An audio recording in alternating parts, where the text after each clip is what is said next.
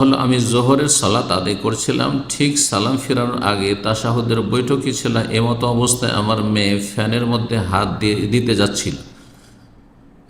ওই সময় আমি আমার মেয়ের দিকে তাকিয়ে আটকে নিয়েছি, তারপর মধ্য হাত তারপরের হাত দিতে যাচ্ছিল এবং আমি আমার মেয়ের দিকে তাকিয়ে হাত আটকে নিয়েছি। তারপর বলছেন আবার কন্টিনিউ করেছি, তারপর সালাত আবার কন্টিনিউ করেছি।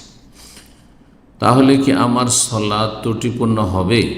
যদি আপনি পুরো কেবলা থেকে ফিরে না যান, মোটামুটি ডানে বামে হয়তো একটু কাত হয়েছেন, কিন্তু গোটা শরীর আপনার কেবলা থেকে ফিরে যায়নি, পুরো ডানে বামে ফিরে যায়নি, যেমন সালাম ফিরেন ওইভাবে, অথবা আপনি জায়গা থেকে অনেক দূরে চলে যাননি, সালাতের জায়গাতে রয়েছেন, তাহলে সালাত কন্টিনিউ করা আপনার ঠিক আছে।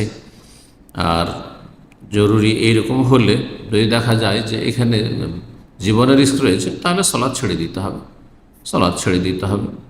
আর আপনার যদি কেবলার উল্টো দিকেও যেতে হয় এরকম অবস্থায়, তাহলে আপনি নতুন করে আবার সালাত শুরু করবেন। تذكر يوما كنت تعانق دمعة الفكر تناجي الله في صبر وترجو رحمة